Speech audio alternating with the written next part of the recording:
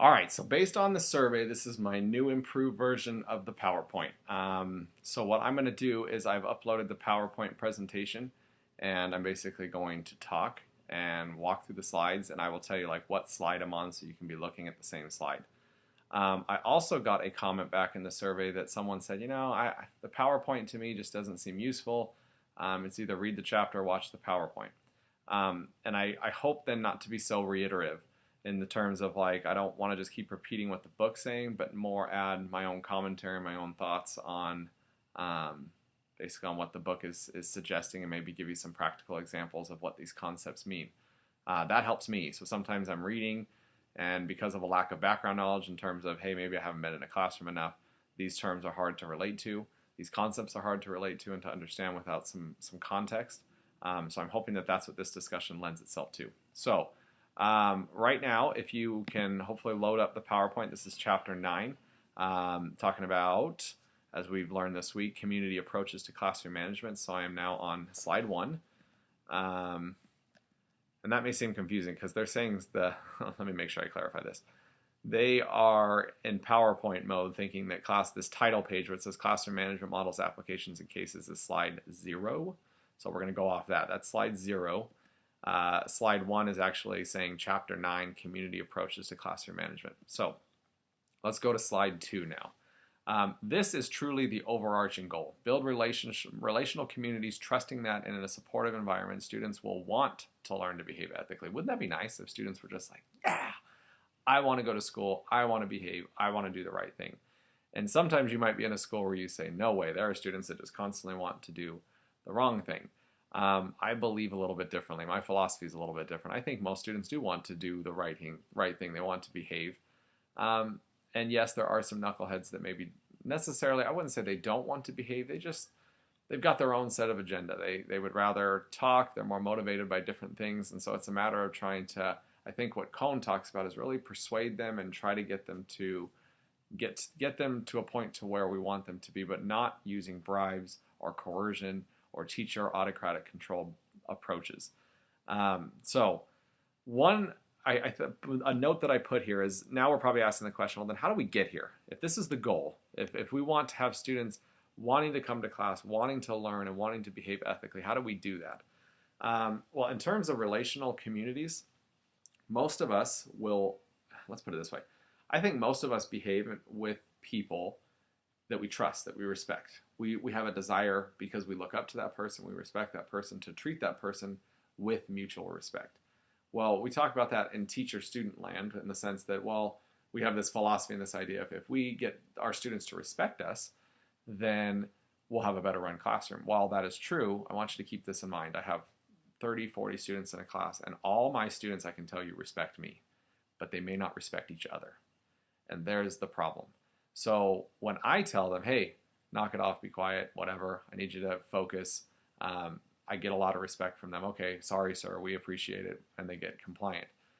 But if they understood that there are other people in that classroom that want to learn, and they mutually respected that desire, I believe, and I have seen, that that is actually what we're kind of going with here, is that the entire community is respecting each other. So how do we get to this idea then that we're getting this, students want to learn and want to behave ethically? They're not just focused on me, they're focused on the entire class. They're a team, they're working together. So first things first, they have got to know each other's names.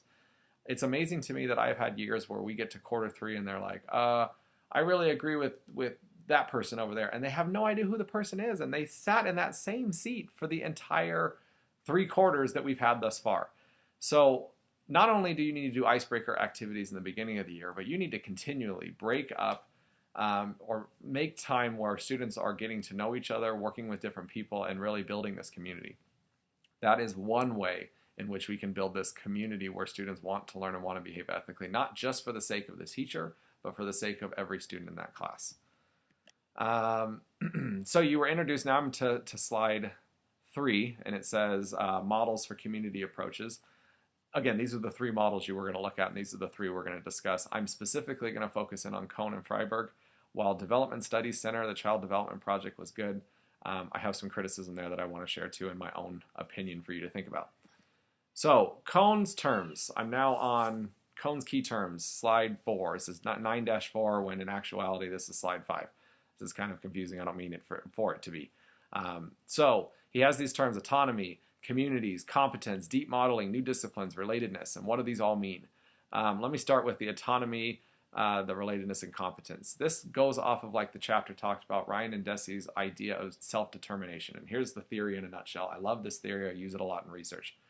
It basically talks about the spectrum of extrinsic motivation to intrinsic motivation. And what does it take for a student to go from this extrinsic motivator, I only want to get grades because, oh, my mom's mad at me, or I need to play on the football team, or et cetera, et cetera, et cetera. What is it that's, how do we get a student to go from that mentality to more of a mentality of, I want to get good grades because I want to get good grades. I feel good when I get good grades. I want to be that type of a student instead of being motivated externally. And I would even say because I want to go to college is still somewhat of an external motivator. So how do we get them there? Well, Cohn and Ryan and Desi talk about this concept of autonomy, relatedness, and competence. If these three concepts are there, then students will start to want to move towards an intrinsic motivator where they want to do things because they want to and not necessarily because they're being motivated to by an external force. So autonomy in the curriculum, what does that look like? Well, let me give you an example of schools that are now Springboard schools, and I'm going to be one who is very critical of the Springboard program. Please take that in mind. That's my own bias. I have communicated this often to the district, so it's not like I'm going to lose my job for communicating this to you. So this Springboard program is something that, while albeit may have some good features to it, obviously is something too that is maybe not the most motivating thing for teachers and students alike. So, for example, in the sophomore Springboard curriculum, its thematic principle or thematic concept of the entire curriculum and school year is about culture. While students appreciate culture and sure they may want to talk about culture here and there, it's not something they're motivated to do all year long. And I'm already getting the whining of, oh, why do we got to talk about culture? So because of that, there's no autonomy. They're being forced to do things, and now motivation goes down. They don't want to learn. They don't want to be a part of the community, and. So creating autonomy, creating choice, allowing students to choose how they want to behave to a certain extent. I don't think Cohn is saying that we just let them do what they want, but allowing them to choose the environment that they're building, allowing them to choose the curriculum they're engaging in, those types of things. Make it so that they want buy-in. I mean, really that's the key word there is buy-in, right? Relatedness, right? That they relate to their peers, that they're connected to their peers, not only to the teacher, but to each other, right? They know that they have each other's back, that they're willing to support each other. In my senior class, incredible.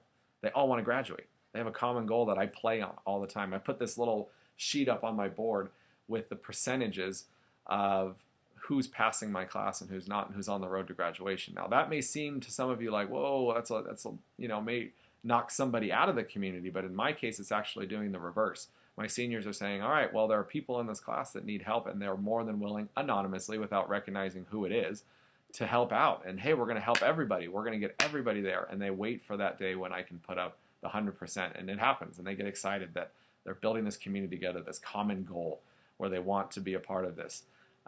So there's the concept of relatedness. And then competence, right? Do they feel like that they're being successful? Do they feel like again, it's being a part of that community. Do they feel like that they're there, that they're learning, that people are supporting them, and that they feel confident, that they feel like they can do these things, that they feel like, all of these three factors play in kind of some type of an interrelationship together. They're not necessarily isolated. So like in terms of autonomy, if they have the autonomy and things are working for them, then obviously they're developing their competence to do certain things. So Cohn's idea was that when these three things are in place, a community is being built. Let me go back to some other ideas. So communities we talked about. Okay, so the deep modeling concept.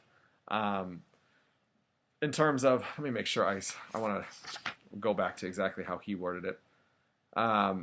This one, let me give you an example of something that happened to me this week that may reflect this. I'm going to move the computer. My computer's old and sometimes overheats and blows up. So in terms of deep modeling, let me give you an example that happened this week. I had two young men that just decided they got a little angry at each other. Male testosterone happens. Now some of you think, and I used to think this way too in my naive thinking that, oh, gosh, if you were just more respectful, you would never start a fight in my class. And if you guys were just better students, you would never go there. But it happens. It happens in my senior class this week too. And one of the students talking about communities maybe not so politely told another girl to like shut up because she was trying to learn, and that wasn't received very well, and so that caused a little bit of verbal tension there. I had two young men in my seventh period class that, for whatever reason, got a little heated and face to face. We have to understand that kids are kids. I mean, these are teenagers that are really still trying to learn to control their emotions, and we have to be the logical, reasonable ones to practice deep modeling and helping students understand their behaviors. Now, as I reflect on this principle, I may not have done this as well as I would have liked to this week, because immediately I sent those students out. Hey, you know what, you guys engaged in aggressive behavior, you were about to start a fight, you need to be removed from class and you need to solve this issue. But I noticed as I was removing them, they were already in a very calm state of mind. This may have been a good opportunity to practice deep modeling, to take them out individually and talk with them individually and then bring them out together and take the time to go through that. And it's nice in a class, during my seventh period class, because I have a co-teacher to do that. It may not be so feasible if you're the only teacher in the class to be pulling people out in the hallway. So it just depends. So why I say I could have done it better is because I had a co-teacher. I could have also maybe just had them be calm enough to be on different sides of the room and I could talk to them after class. So not everything all the time needs to be sent to the dean is what I'm trying to communicate here. Deep modeling is a good opportunity to really model for students and encourage students and help them see the choices that they're making, the consequences of those choices, and developing their, again, autonomy, relatedness, and competence so that they can behave better and be more academically engaged in such things. So I kind of tend to, I like Cohn's ideas. I like a lot of these ideas, but these are just some interesting thoughts. So let me keep going now down in the PowerPoint. We're going to go down to now slide 9-6, so it's slide 6, rules and responsibilities. Cohn believes that students should be given the freedom and responsibility to move beyond rules to a point to where they can decide appropriate behaviors for themselves. There was one part in the chapter that talked about a woman who really did a lot of ice-breaking activities, got to know her students really well, and then, what was the point I was going to make? So she just felt like she knew her students really well, but then she did make the comment that her class was a little chaotic the first month or two. When you are building a community, it's going to be chaotic for the first month or two. My classes were chaotic for the first month or two as I am trying to build this community. I'm not saying and advocating that I believe 100% with community approaches and that's the way I manage my classrooms. I'm just saying that I'm very holistic in the sense that I like to work with students. I like to develop students because that's my job. I'm not just there to teach English all the time. I'm also there to teach students and teach them about life and behavior and developing them as a person. So I think what this slide is intending to communicate is that students should be given an opportunity not to be controlled by the teacher, but an opportunity to take responsibility for their actions, learn from their actions, and have the freedom to decide how they're going to move forward from this point in time. So it's a little bit scary. You're basically telling a student that they have the freedom to choose somewhat of how they should remedy a problem and what the consequences of their actions should be, instead of allowing, policing, for example, teacher control, deans, those types of things to decide for them. So there's some good and some bad there, and I think that's like in all approaches you need to balance and figure out what's going to work best for the kids that you currently have. So it's an interesting concept. All right, so moving on. Let's go to Freiberg now. I don't want to be talking for now almost 20. I'm getting to 13. I don't want to get to 20. So Freiberg talks about his terms. I'm now on Freiberg's key terms. 1-minute student managers, again, giving student leadership roles. I do this a lot for like passing graded work back. I like to get my classes going immediately, and graded work is sometimes time consuming to pass that all back, and then students are just talking and then it gets out of control. So I actually assign students in my class that job of passing papers back, because what am I trying to do? I'm trying to build that community, and the community is built when students start to learn each other's names. And so it's a good opportunity for those people to do that, and I switch that job often. Freiberg had this concept of citizens, moving students from, you're not just somebody in this class that's just here to observe. I like this concept of tourist versus citizen. You're not just here to look at the sights, and you're not just here temporarily. You're a part of this community, and we expect you to be a citizen, to be actively involved in everything that happens in this classroom, and kind of developing that philosophy with them.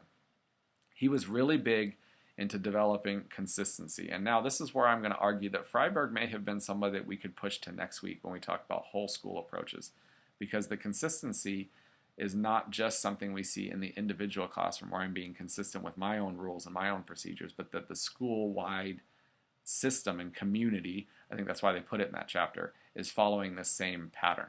So if we have dress code, that means every teacher has the same concept of dress code and is consistently enforcing dress code.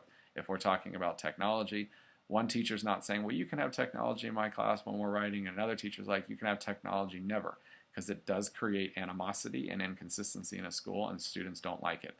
Now, students might not like the rules, period, but consistently enforcing them in Freiberg's ideas is something that really developed a stronger community, and getting students to then, as a school, get this community where this is what we're, as a body, trying to achieve.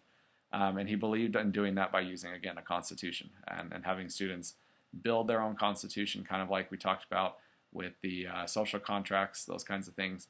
But then also making it flexible enough when times arise or things happen that we adjust, we're flexible. So it's not just a simple social contract, here it is in stone, but it's somewhat flexible. So Freiberg was all about building a community in those ways. So on slide 8, he talks about some of his key concepts. Entire school develops this continuity. I've talked about that. Students learn to become responsible for their actions. It's going to take some time. Please understand that. Like, it's not going to, we don't just grow overnight either. We have experiences, and it may take us years before we grasp a concept that someone's trying to teach us to help us be more responsible or a better version of ourselves. So please be patient with your students in that regard. Teachers are striving for this person-centered classroom. It's just trying to meet the needs. Again, you're trying to give the students the autonomy of what they think their needs are, and being able to relate to the class and be confident is going back to now Cohn's ideas, but I think Freiberg, when he talks about a person-centered classroom, that's what he's looking for, is this idea that the classroom is being driven solely by the student and their needs, and not necessarily by external forces. And then students are citizens, not tourists, and then teachers should support the 5 themes. Now, some of my criticism of those 5 themes is, again, they're very abstract and theoretical, not necessarily practical. So that's all I can say on that. Let me highlight one theme here that, okay, so like looking at theme 2. So a CMCD teacher, so a teacher that's focused in on this model, provides an environment where students know teachers care for them. Okay, well, how do you do that? And he talks about that a little bit, like we should be listening to students and things like that, but again, these are just big concepts to grasp. So the theme is, okay, that's what you want to see in the classroom, and I think the best advice I can give you is be pondering about how you can get there. How can you achieve that goal? And that's where I think some creativity is needed, and I think that you would like that as a teacher as well. So moving forward, I'm going to just actually scroll down to just make one final comment on Child Development Project. This, as you saw, was very much elementary based. So it's hard, it's frustrating a little bit that they put this in this book because we're focused more on secondary. So like the Cross-Age Buddy program, cooperative learning is always a big thing. So cooperative learning strategies are always good, having people work together. The Common Core actually advocates for it, that students should be more collaborative and learning how to collaborate. So cooperative learning is definitely something we would use at the secondary level. I have used the service learning at the secondary level, specifically at the middle school level. Good idea to get students out and learning through service.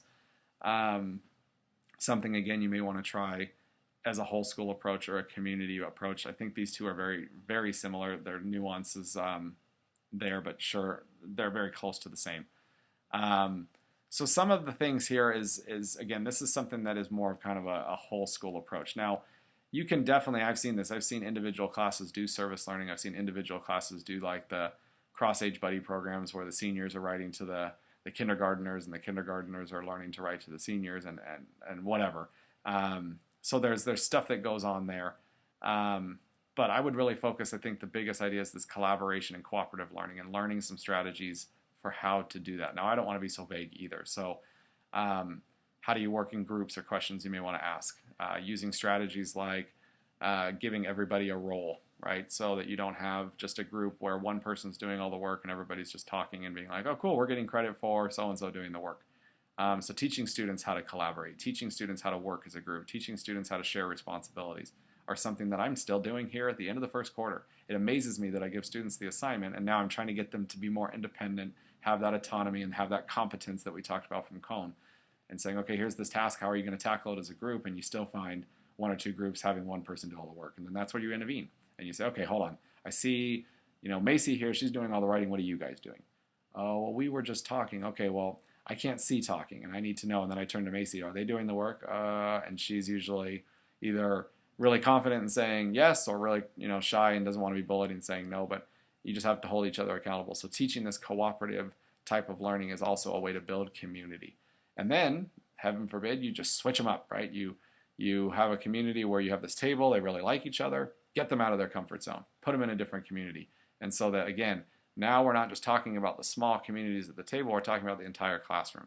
And are you able to work with everybody in this classroom? And do you respect and trust that we are a community here in this classroom? Okay, so that being said, I am at 20 minutes and I do not want to go any further, but I think some of those ideas that I shared are hopefully helpful in helping you understand the chapter. So if there are any further follow-up questions that you're concerned about with this chapter, as always, address me, email me, more than willing to answer those questions. And have a great week.